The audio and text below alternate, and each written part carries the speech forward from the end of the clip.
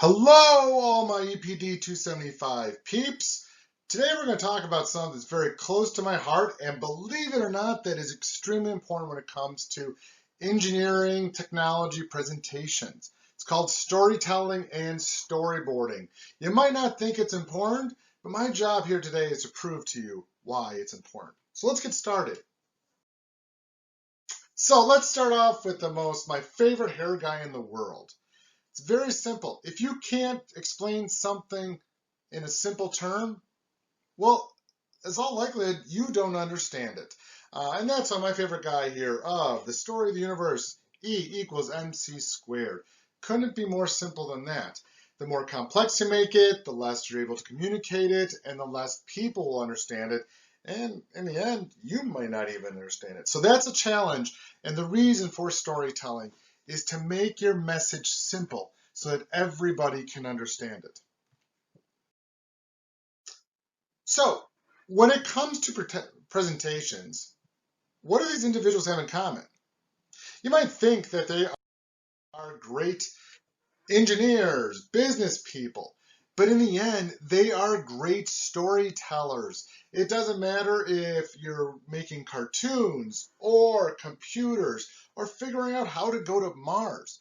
They are all great storytellers who are able to put together a vision of what the technology will be able to do. And that's where your job as future incredible people is to put the story together so that you can communicate your technology to everyone in the world. So let's talk about one of my favorite greatest storytellers there is, Walt Disney.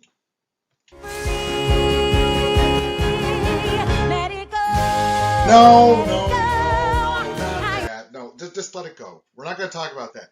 But when it comes to Disney, we're going to talk more about this and what this technology does. Believe it or not, you might not think of Walt Disney as a futurist, but he was at the cutting edge technology.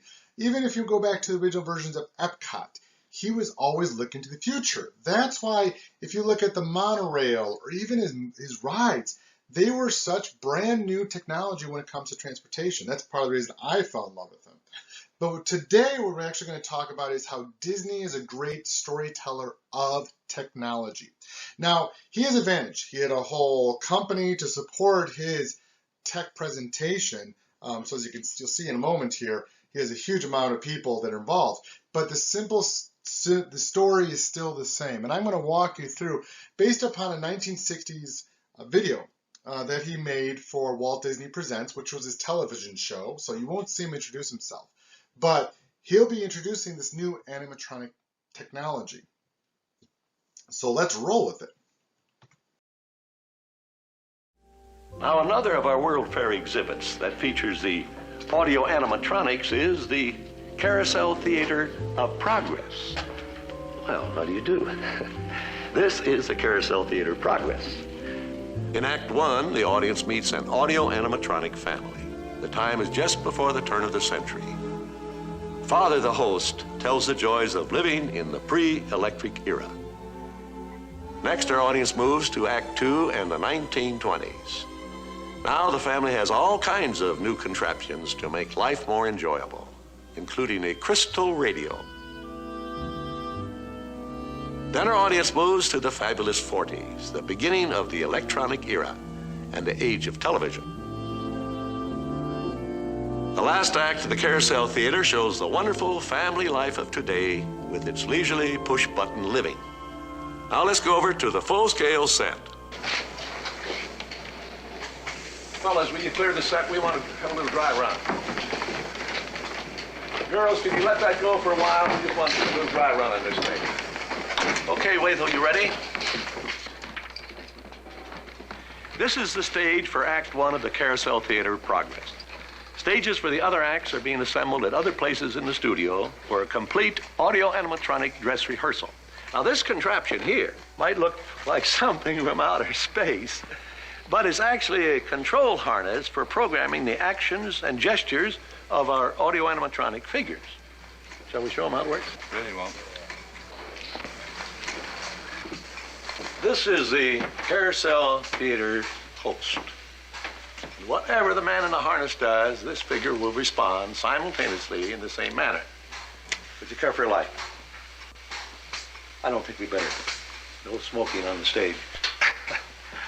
He can, read the newspaper. How about showing him how you read the newspaper? What's the date of that thing?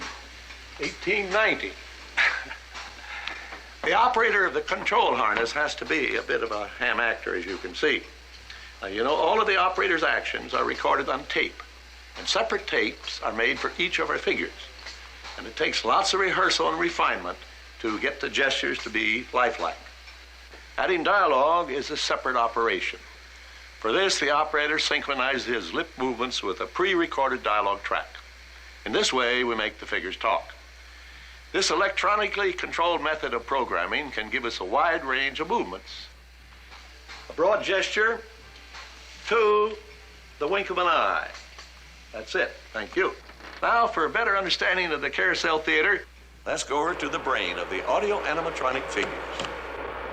These machines are what make the audio animatronic figures move and talk. The actions, including facial expressions from the lifting of an eyebrow to a smile and the dialogue, are programmed on tape. Okay, ready for a demonstration, Herb?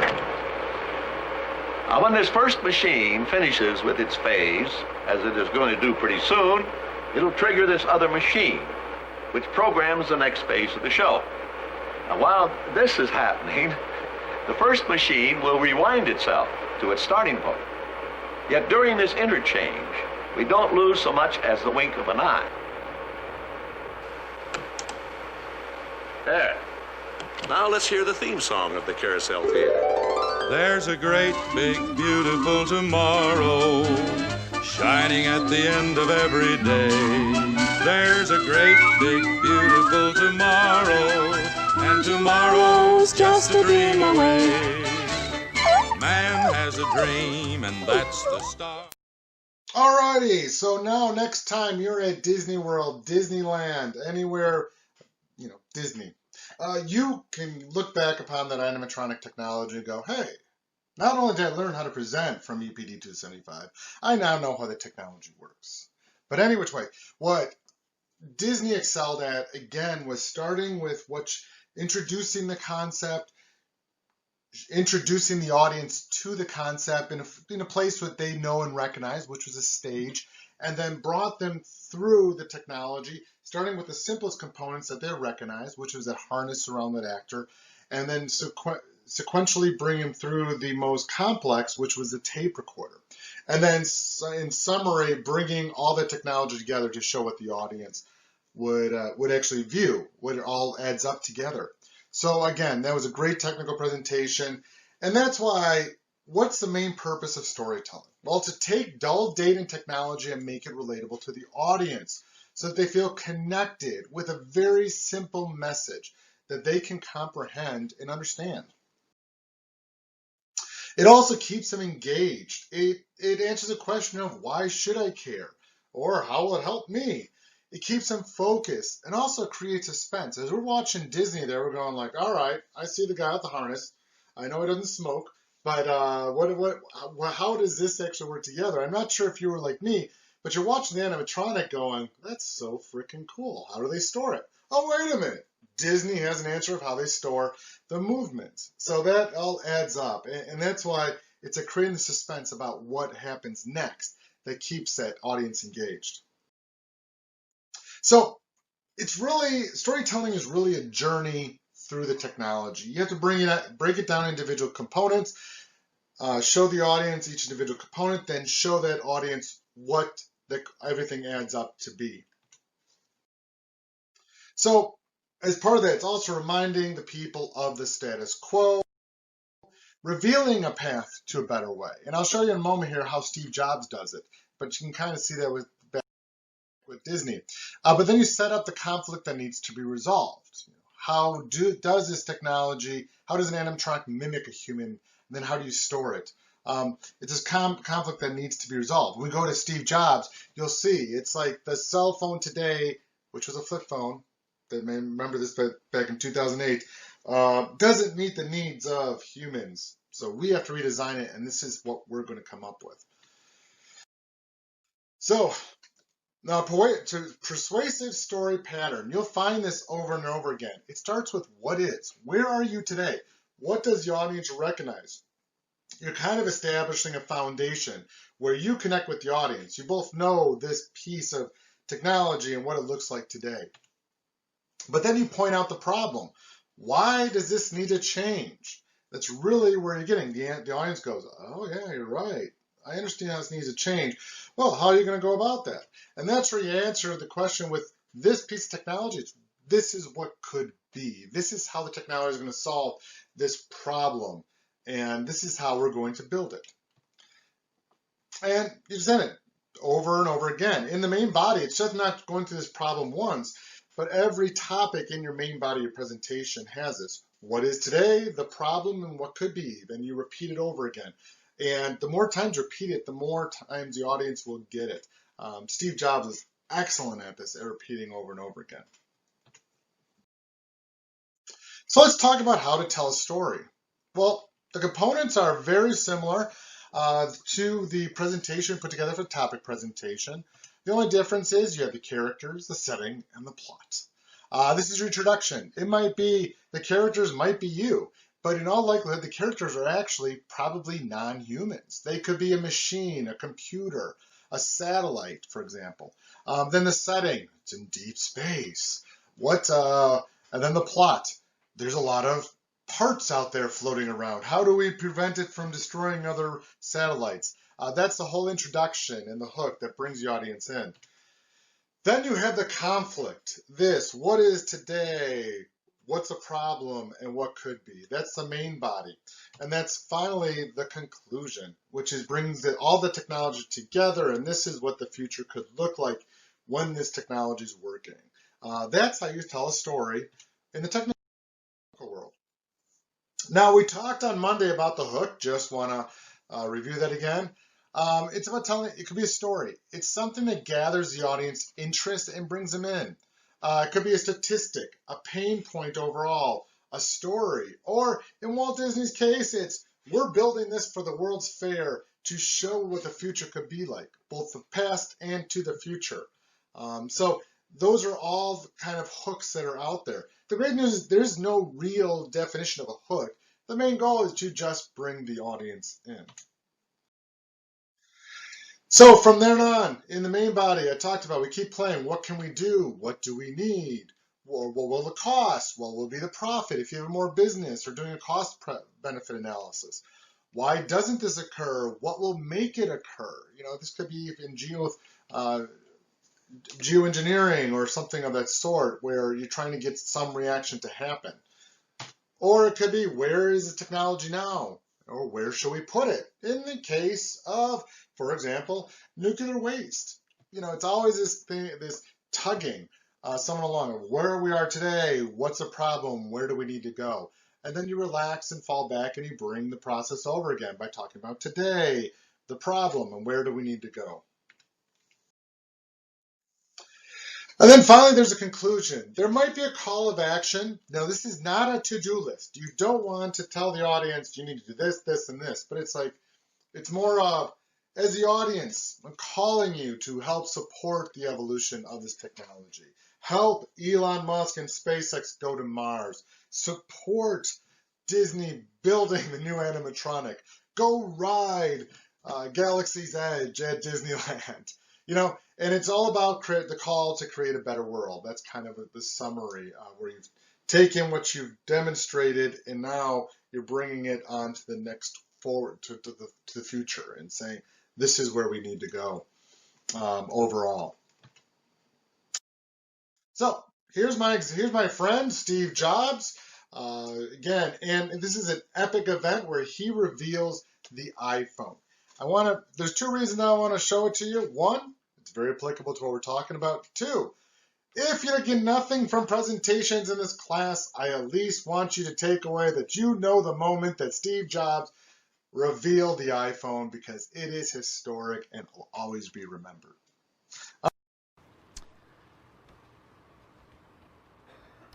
This is a day I've been looking forward to for 2.5 years.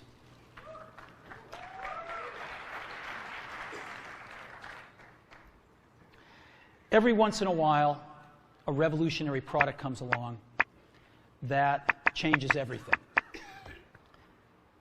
And Apple has been, well, first of all, one's very fortunate if you get to work on just one of these in your career. Apple's been very fortunate. It's been able to introduce a few of these into the world. In 1984, we introduced the Macintosh. It didn't just change Apple, it changed the whole computer industry.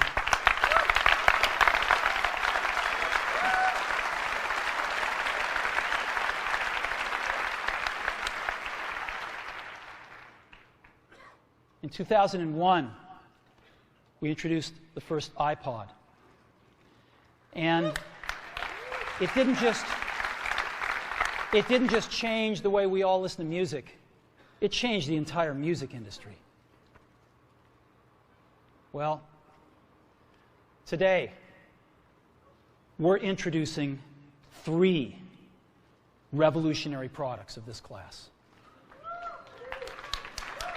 The first one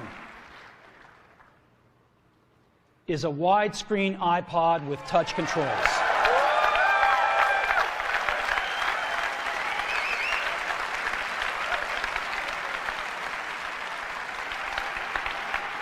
The second is a revolutionary mobile phone.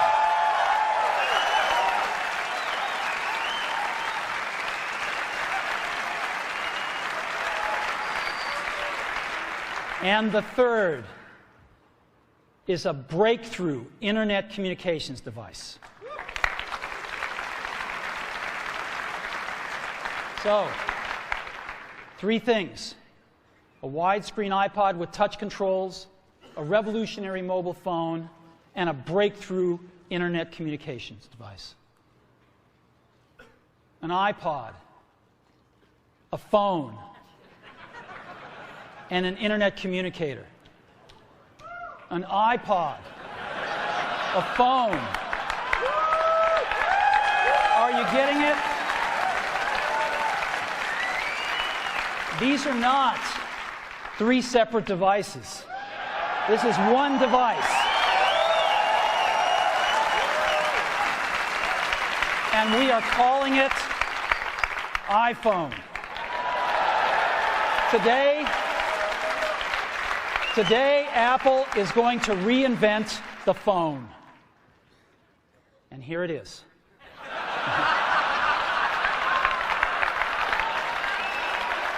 No. Actually, here it is, but we're going to leave it there for now. So, before we get into it, let me talk about a category of things. The most advanced phones are called smartphones, so they say. And they typically combine a phone plus some email capability, plus they say it's the internet, sort of the baby internet, into one device, and they all have these plastic little keyboards on them. And the problem is that they're not so smart, and they're not so easy to use. So if you kind of make a Business School 101 graph of the smart axis and the easy-to-use axis, regular cell phones are kind of right there. They're not so smart, and they're not so easy to use. But smartphones are definitely a little smarter, but they actually are harder to use. They're really complicated. Just for the basic stuff, people have a hard time figuring out how to use them. Well, we don't want to do either one of these things. What we want to do is make a leapfrog product that is way smarter than any mobile device has ever been and super easy to use. This is what iPhone is. Okay? So, we're going to reinvent the phone. Now, we're going to start with a revolutionary user interface. It is the result of years of research and development. And, of course, it's an interplay of hardware and software. Now, Why do we need a revolutionary user interface? I mean, here's 4 smartphones, right? Motorola Q, the BlackBerry, Palm Treo, Nokia E62, the usual suspects. And what's wrong with their user interfaces? Well, the problem with them is really sort of in the bottom 40 there. It's this stuff right here. They all have these keyboards that are there whether you need them or not to be there. And they all have these control buttons that are fixed in plastic and are the same for every application. Well, every application wants a slightly different user interface, a slightly optimized set of buttons just for it. And what happens if you think of a great idea 6 months from now? You can't run around and add a button to these things. They're already shipped. So what do? It doesn't work because the buttons and the controls can't change. They can't change for each application, and they can't change down the road if you think of another great idea you want to add to this product. Well, how do you solve this? It turns out we have solved it. We solved it in computers 20 years ago. We solved it with a bitmap screen that could display anything we want, put any user interface up, and a pointing device. We solved it with the mouse, right? We solved this problem. So how are we going to take this to a mobile device? Well, what we're going to do is get rid of all these buttons and just make a giant screen. A giant screen. Now, how are we going to communicate this? We don't want to carry around a mouse, right? So what are we going to do? Oh, a stylus, right? We're going to use a stylus. No. No. Who wants a stylus? You have to get them and put them away and you lose them. Yuck. Nobody wants a stylus. So let's not use a stylus. We're going to use the best pointing device in the world. We're going to use a pointing device that we're all born with. We're born with 10 of them. We're going to use our fingers. We're going to touch this with our fingers. And we have invented a new technology called multi-touch, which is phenomenal. It works like magic. You don't need a stylus. It's far more accurate than any touch display that's ever been shipped. It ignores unintended touches. It's super smart. You can do multi-finger gestures on it. And boy, have we patented it.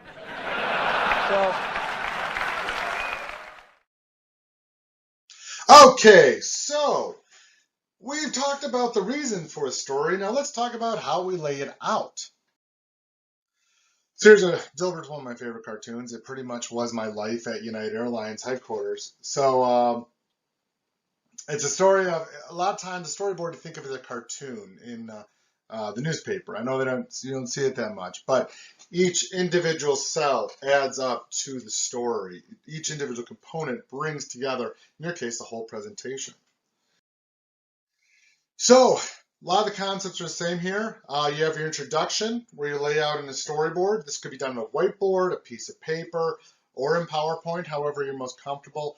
But you start with the analyzing, okay, what am I presenting about? All right, next question. How do I hook the audience in? All right, well, of course, I'm going to welcome and introduce myself.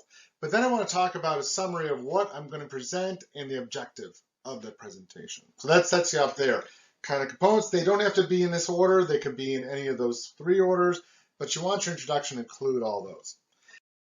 Then you get to your main body of what's the situation now, what's the problem, where do we want to bring that future state. And if it's a big project, you'll do it over and over and over again. So you'll have to take your big project, how to change the world, and then fit it into smaller, different projects. And then in the main body, you keep repeating it over again. Where are we now? What's the problem? Okay, this is how we're going to solve it with the future.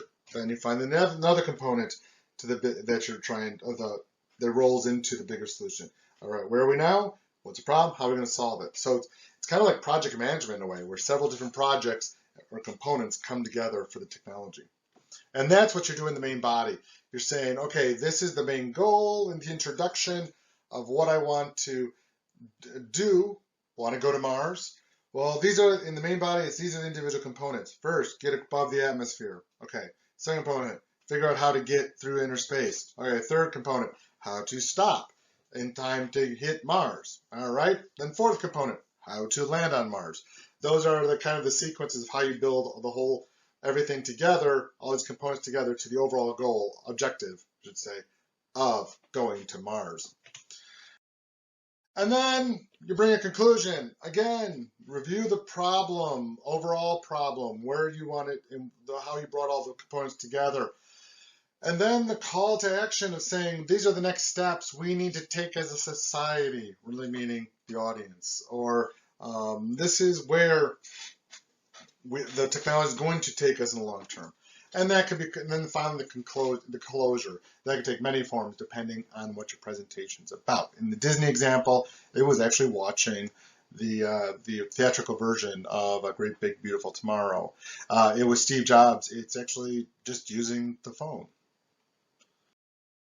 So that is storyboarding, and now on to video number 2 about intellectual property.